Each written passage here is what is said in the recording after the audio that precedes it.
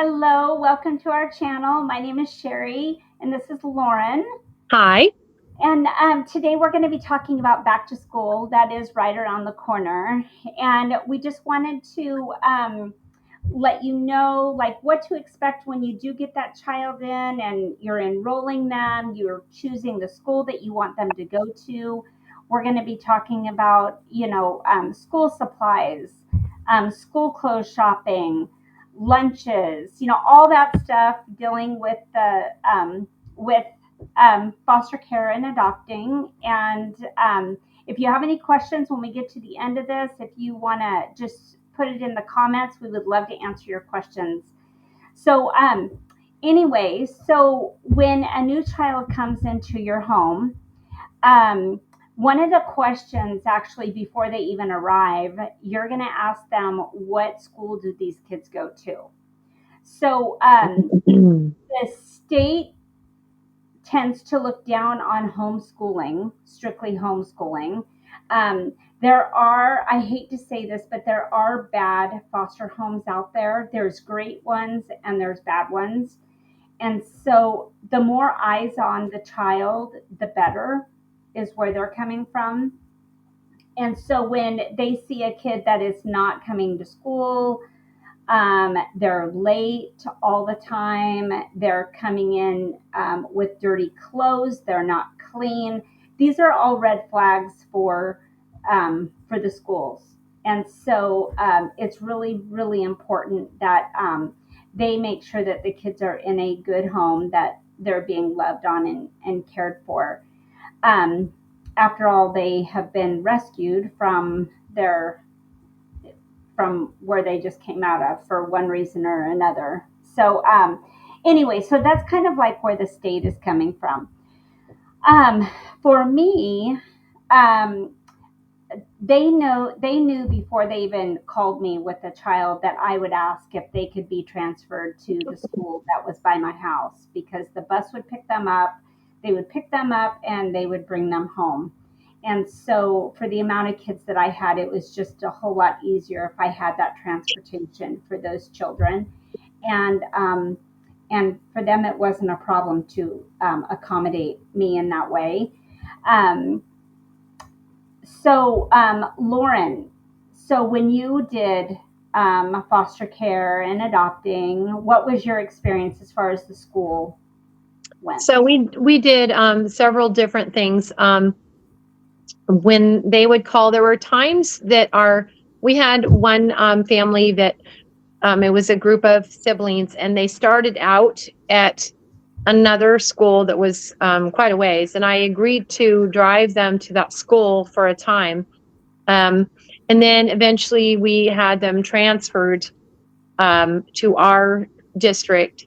And when we did that, we actually did enroll them into a local charter school, and they made an incredible amount of accommodations for them. They even put them into a classroom with a teacher by themselves because they needed to get caught up with to grade level. Mm-hmm. Um, and so that worked out really great. And the school was very, very supportive of our entire situation. Other schools, when we have taken them into public schools, and I made it, I always tried to make a point of really connecting with the teachers, connecting with the office staff, just staying, keeping them up to date with anything that they should know about the child, whether, I mean, they're constantly having to go to appointments. So I'd have to pull them out for an appointment. Um, and uh, Whether it be medical or visitations, keep in mind that they may very likely in the beginning at least be still visiting with their parents at the visitation center, and sometimes you'd have to pull them out of school early for that. Um, anyway, and so yeah, that we've done both ways, whether the charter school and whether it was done with the public school. Yeah.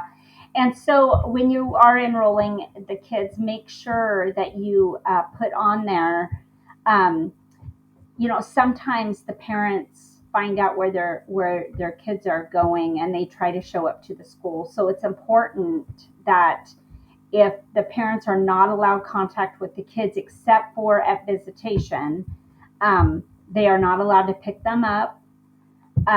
Make sure that you make that clear to the office staff. It's in documents.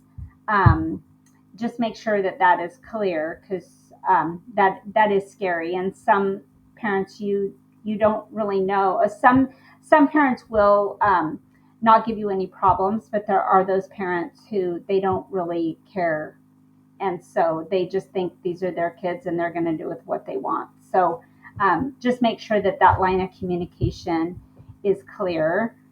Um, so so about school supplies. So whatever school they're going to, if you have kids, of course you know this, but you can go to the school website and they'll have a list of supplies that the kids need.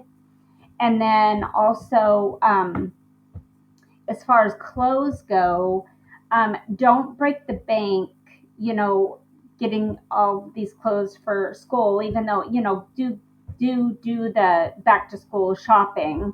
But don't be surprised if these kids are rough on their clothes.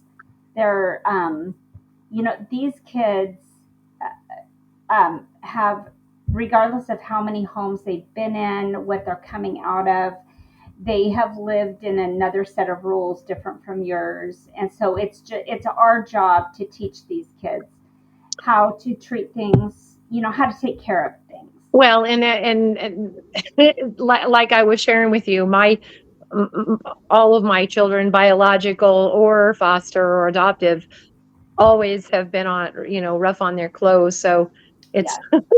it's kind of a, yeah, it's like one thing I would add is, take into consideration, for me, I find that we do better with picking um, shirts that are going to be, and this is for all my kids, shirts that are not going to show stains easily, Mhm. because they're gonna, it's a constant ongoing problem. Like if I got a light colored shirt, light yellow shirt, it's going to be stained within a few days, and or at least within a week. And so then I'm going to be having to shop for a new shirt. So Yeah. um, take that into consideration. And also that sometimes there's support to help with the school shopping. Like we had the local um, um, Warehouse. the warehouse, yeah, where we could go and get new clothes, and that was just really helpful. And hopefully your community might have something like that. That's a huge blessing too. Absolutely. Yeah. And these kids should qualify for free lunches. So that's just part of, one of the things that they have for them um, when you enroll. So hopefully you're not having to. I mean, some parents want that control over what the kids eat. If they have special dietary needs or allergies, or even if you wanted to, Mhm. have them eat healthier, whatever. It's your home. You could do with what you want, but you do have that available as far as them qualifying for free lunches. I would like to add also, I think it's important that that your kids are feeling that support and love of, just knowing that you're there. Like unless if you have a full-time job, then it's obviously going to be a little bit different. But if you don't, if you have any way of, if they have opportunities for you to eat lunch, I know things have changed since COVID, but I just know in the past there were opportunities for me to go and sit with my kids for either breakfast or for lunch, and those kind of things. It, especially maybe not so much obviously in high school, maybe not in junior high, but the younger grades, it means the world to them, because um, for them, their people are their everything. And right now, they just were ripped out of a situation, out of their homes, and so their identity is in crisis mode. And so I've just found that it makes a big difference if I can go and just sit with them, and so that they have somebody there that cares about them, that they can know that is proud of them, and just interacting with them, because it's kind of, it helps. I feel like it helps them kind of rebuild up their identity. Yeah. Oh, absolutely. And they're not used to having parents or relatives show up to anything. So if you can make it, like you said, to lunches or, you know, a, a lot of these schools have like back to school night or bingo night or whatever, like anything to support the kids, it really goes so far. Like it really opens them up. They might be very, I've had kids that, when they first came in, they were very reluctant. Like I was a stranger. But when they saw that I was there for them and I supported them and I encouraged them, and you could see their walls just come down. And it was really a really neat thing to sit back and watch just how um, those walls just crumble when they know that they know you're going to be there. They know you're on their side and that you want them to do well. Mm-hmm. So, is there anything else that you wanted to add? No.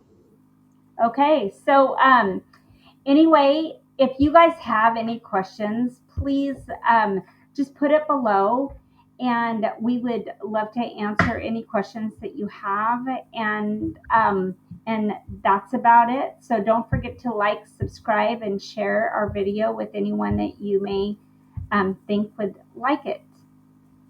All Thanks for right. watching. Okay. Bye. Bye-bye.